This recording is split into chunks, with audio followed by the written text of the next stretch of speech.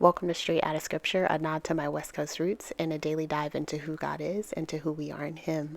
Today we are going to be discussing sacrifice.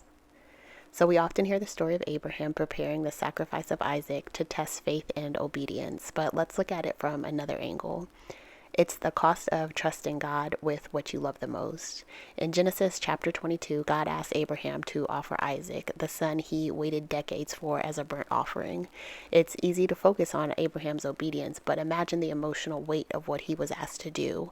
This wasn't just about following orders, it was about surrendering the very thing Abraham cherished the most. Isaac wasn't just Abraham's son, he was the fulfillment of a lifelong promise from God, a symbol of hope. Abraham's entire future was wrapped up in Isaac, but now God is asking him to lay that future on the altar.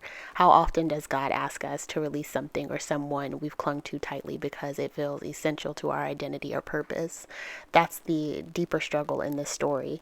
Abraham wasn't just giving up his son, he was surrendering control of everything he believed his life would become.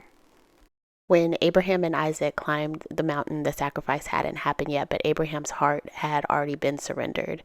The offering was made before the altar was even built, when Abraham decided that if God asked for it, he would let it go. That's the kind of faith God desires, not just action, but a heart fully willing to trust Him, and not only trust him, but trust him with what matters most. In Genesis chapter 22, verse 8, when Isaac asked, "Where is the lamb for the burnt offering?" Abraham responded, "God will provide."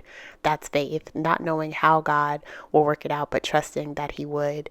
And the very last moment, God did provide a ram caught in the thicket. This wasn't just about obedience, it was about God showing Abraham that when you trust Him with everything, even when it feels irreplaceable, He will always provide exactly what you need. Sometimes God brings us to moments where we feel like we have to let go of things that we love the most just to see if we trust Him with it. But just like Abraham learned in that moment, God's plan is never to harm us, but to deepen our faith so that we trust Him and His provision over our own understanding. True faith means believing that when we lay it all down on the altar, we'll find that God always has something greater waiting for us in the thicket. I hope you guys enjoyed that word for today. As always, I hope you have a great rest of your day. I will talk to you soon, and God bless you.